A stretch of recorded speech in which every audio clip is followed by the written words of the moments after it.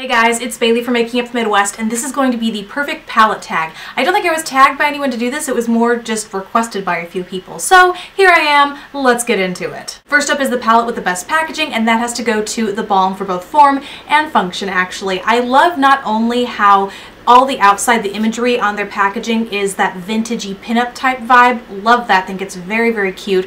But generally, I think it's safe to say that for most, if not all of their palettes, they're very slim and thin. It's this, it looks like cardboard, kind of feels like cardboard, but it's much more sturdy than cardboard, and yet it's so slim, it's easy to tuck in a purse or a travel bag and go, and it's also not a pain in the butt to store. Love that. And then another more functional aspect of the packaging that I love is the fact that they put two different panels over cream and powder products, and I know I'm not the only one who feels that way, but they are a brand that has managed to successfully do that and not need separate drawers or like a bunch of bulky packaging to pull off and partition the two products that you absolutely don't want to mix together. So best packaging goes to the Balm. Next up is best color payoff, and really what would a perfect palette tag be without the Naked palettes? I really took this question or topic, I suppose, to mean the palette that has the most consistently well pigmented shadows, because who buys a palette that doesn't have at least a few really great high pigment shadows? But these to me were the most consistently, and not only just the color payoff, but the actual texture of the shadows and the consistency with which they applied. Just overall quality and obviously pigmentation has to go to the Naked palette. Even those with the micro glitter, I know a lot of people don't like those shades, but I tend to not really have an issue. They do fall out, but in terms of pigmentation and texture, I actually really like them. So I have the 1 and the 2. I don't have the 3. I'm not really sure if I'll get the 3 because I think these are pretty good for me, but we'll see. For now, just the 1 and the 2. Next on the list is most versatile, and that to me has to go to the Lorac Pro, because you have the matte, you have the row of shimmer, and then you have an array of colors, and to me that just is, you know, maximum versatility when you can do an all matte look, an all shimmery look, keep it neutrals, take it to the colorful end, mix them both together. If that's not versatility, I don't know what is. So Lorac Pro, most versatile. Up next is the best travel palette, and this one goes to the Life palette. Obviously not this is not conducive to travel, but the small travel size palette that comes with it. I really love the concept of being able to pick from a pool of blushes and eyeshadows and lip products and create your own perfect travel palette. This is what I have been using ever since I got my original Life palette, the Beach Life palette, months ago. I want to say it's like 2 or 3 months ago. This is the only thing I have taken with me traveling for lips, cheeks, and eyes. It just has everything in there, and you can mix and match. You can put neutrals with a few brights, brights with a few neutrals. You can just really create any kind of palette you may want or need depending on where you're going. And it's just the ideal. It's a sturdy palette. I've thrown this pretty much everywhere, and no eyeshadows have cracked, nothing has happened to the shadows inside. The palette itself is still in good shape, and inside you get a really nice big mirror here. So this is just my go-to travel palette. Up next is Biggest Regret, and I've actually already talked about this palette in a products to leave video. It is the NYX Natural palette. This just did nothing for me. I was expecting some great things because you have a great range of neutrals here, kind of like the Urban Decay Naked Basics palette.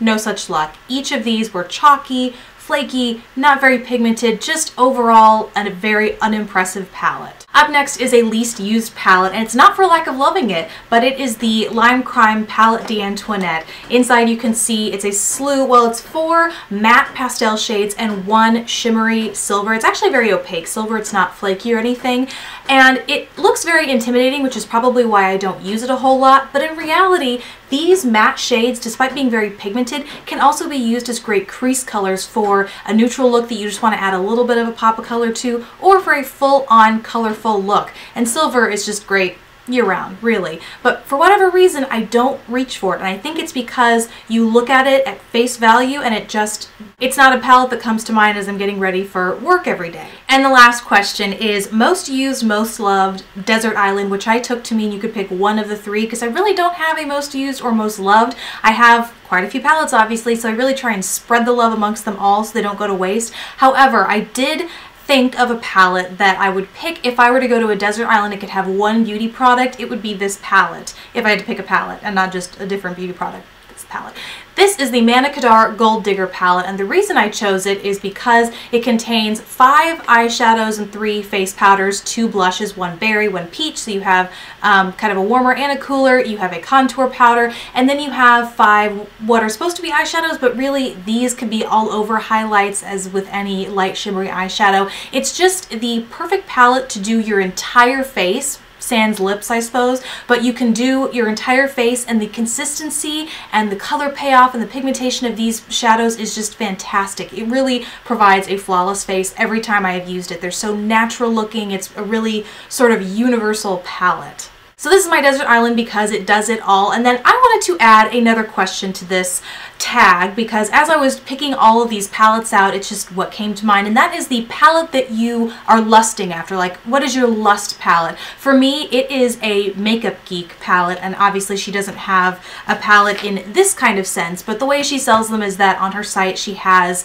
Z palettes that you can then fill with her eyeshadows. So I don't own any Makeup Geek eyeshadows. I have not tried any Makeup Geek eyeshadows, but they are some that I have been just lusting after probably since they first came out. So if I could have one palette right now, that is what it would be. I'm really not sure who's done this tag at this point, so if you haven't, definitely do it. I tag you, and I think you can't do a video response, but you can link it down below, so if you can, you should do that. And thank you guys so much for watching. I hope you enjoyed watching this fun little tag. Palettes are a very fun topic, so it is what it is. Thank you so much for watching. I'll see you in my next video. Bye!